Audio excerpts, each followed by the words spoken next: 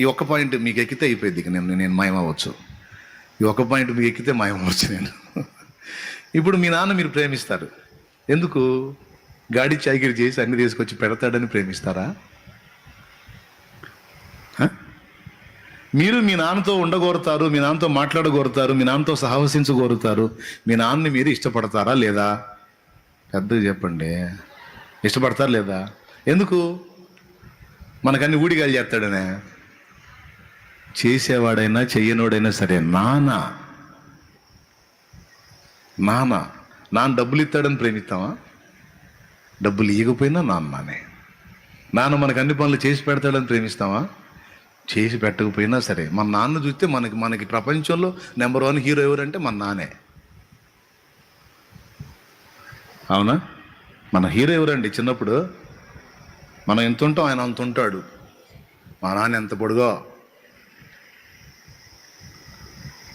మా నాన్న ఏదన్నా బరువులు మోస్తాయి, బరువు ఎత్తుతుంటే మా నాన్నకి ఎంత బలమో. అట్లా ఊహించుకునేవాళ్ళం కదా చిన్నప్పుడు ఊహించుకుంటాం. మా నాన్నని చూసి హీరో. నాన్న ఏదో పెట్టాడని, ఇచ్చాడని, చేశాడని కాదు. ఇచ్చినా ఇవ్వకపోయినా, మనకు పెట్టినా పెట్టకపోయినా నానే. స్తోత్రం. నాన్నను ప్రేమించే దగ్గర ఏమైనా స్వార్థం ఉంటుందా? పెద్దగా చెప్పండి. ఎవరికైనా అట్లాంటి స్వార్థపు వ్యవహారం ఎవరికైనా ఉందంటే నాకు తెలిసి 100లో ఒకళ్ళు ఉంటారు అట్లాంటి పనికిమాలిన వాళ్ళు. తల్లిదండ్రులను కూడా వ్యాపారంగా చూసేవాళ్ళు. నాకు తెలిసి 99% తల్లిదండ్రుల పట్ల వాళ్ళు చేసినా చేయకపోయినా మమత ఏర్పడింది. అట్లా అది రిలేషన్, అదొక బంధు, అదొక ప్రేమ. దేవునితో అలాంటిది ఏర్పడాలి మనకి.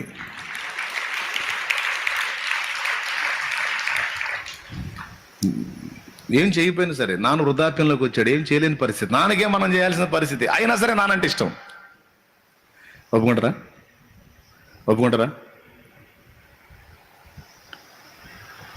నాన్నతో మాట్లాడాలని ఆశ. నాన్న వస్తే బాగుండు అనుకుంటారు ఆడపిల్లలు. మా నాన్న వస్తే బాగుండు. పాప అత్తగారింటికి వెళ్ళిన ఆడపిల్లలు అనుకుంటారండి, మా నాన్న చూసి ఆందోళనైంది. తల్లి మీద కూడా ఉండదు. తల్లి పుట్టింట్లో క్లాసులు ఇచ్చి తల్లి మీద ఇరిటేషన్ ఉంటుంది. నానే కావాలా?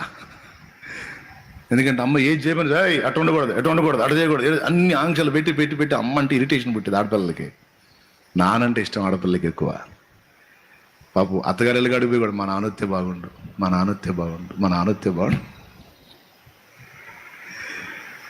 ఏమంటే అమ్మ కూడా ఇష్టమేలే, కానీ నెంబర్ 1లో మాత్రం నానే ఉంటాడు ఆడపిల్లలకి.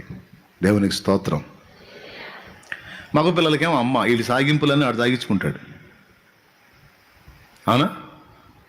మగపిల్లగాడికి నాన్న ఆంక్షలు పెడతాడు, అటు ఉండకూడదు అని. వీడు తిట్టాలన్నా, ఏమైనా చేయాలన్నా, ఏమైనా పైసలు వసూలు చేసుకోవాలన్నా అమ్మ దగ్గరికి పోయి నువ్వు అడుగు. ఆయన అడిగితే 24 అడుగుతాడు. అదెందుకంటాడు, ఇదేందుకు, మేము చెప్పలేము ఈ స్వాపంతా, నువ్వు చెప్పు పో, నువ్వు అడుగు పో అని వీడు అంతా అమ్మనే కాకపడతాడు. నాన్న చేసేవాడైనా చేయనోడైనా నాన్న ఉంటే బాగుండు, నాన్న మాట్లాడితే బాగుండు, నాన్న కనపడితే బాగుండు, అదొక మమత. ఏమండి? నాకైతే అట్టే ఉంటుంది. మరి మీకు కూడా అంతేనా? ఏదైనా ఇస్తాడనే, ఏమైనా చేస్తాడా? లేదు, నానేమి ఇచ్చే పరిస్థితి లేదు, మనమే నాన్న చేయాల్సిన పరిస్థితి. అయినా సరే నాన్న కావాలి. ఎందుకంటే నానంటే మనకి ఇష్టం. జన్మనిచ్చిన తండ్రి. యాజ్ ఇట్ ఈజ్గా దేవుని చేరేటప్పుడు నాన్నను చేరినట్టు ఫీల్ అవుతాం.